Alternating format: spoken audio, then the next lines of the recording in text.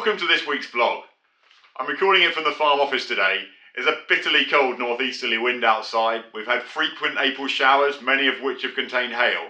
But over the past fortnight, we have been able to make some progress.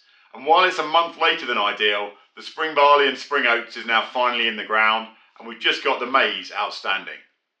This week was all about NFU Council. NFU Council is the sovereign body of your organisation, and it's where your county chairs and county delegates have the opportunity to come and meet with the officeholder team, to hear from our staff members and get the updates on finance and on communications. The keynote speaker this week was Secretary of State Steve Barclay. Now, while this was a Chatham House discussion, it's very easy for me to say that your council delegates did an excellent job.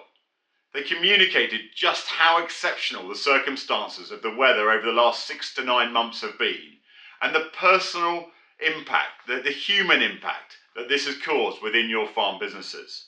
I don't believe the Secretary of State will have been able to leave that room without recognising that this is an extraordinary situation and that we need DEFRA to look at how they can support the industry to get through the next 9 to 12 months of financial pressure, which is going to follow.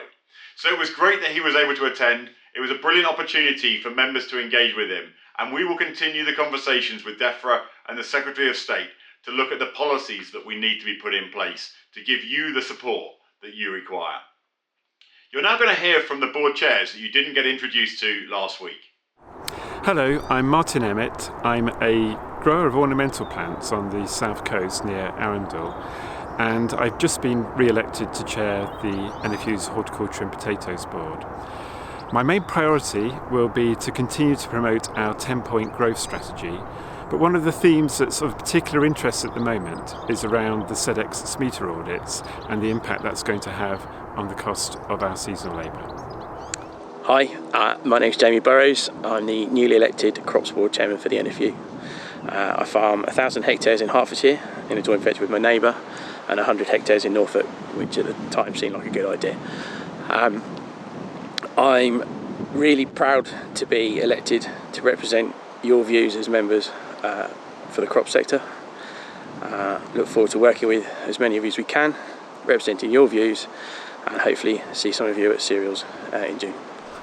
I'm Michael Sly, Chair of NFU Sugar Board, farm east of Peterborough, growing cereals, sugar beet, peas, mustard and environmental stewardship. Very pleased to have been re-elected as Chair of the Board, and our priorities amongst many things this year will be fairness in the supply chain and making sure DEFRA uphold the CMO regulations.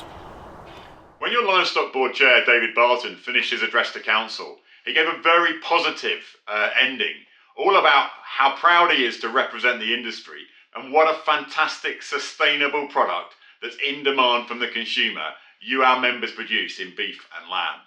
Now this week is Great British Beef Week, and here's a video from Rachel.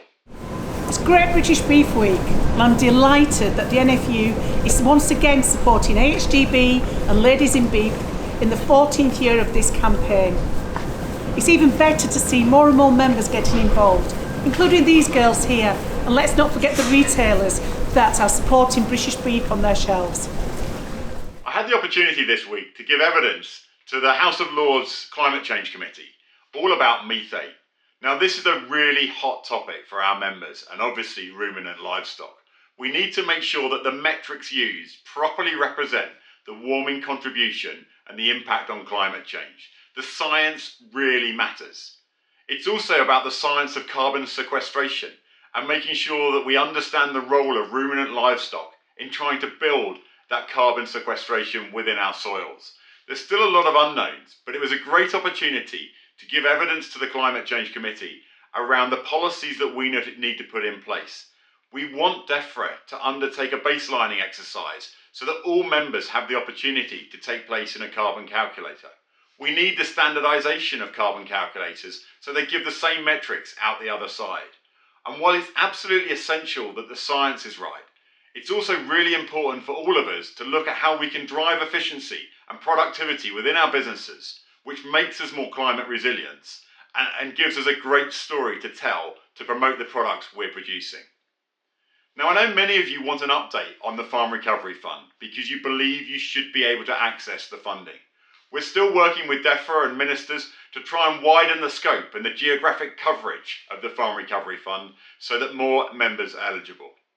You can hear there's plenty of work going on with DEFRA, with the ministerial team, to try and put solutions in place that help you run thriving, profitable businesses and recognising the acute challenges that you're facing at the moment.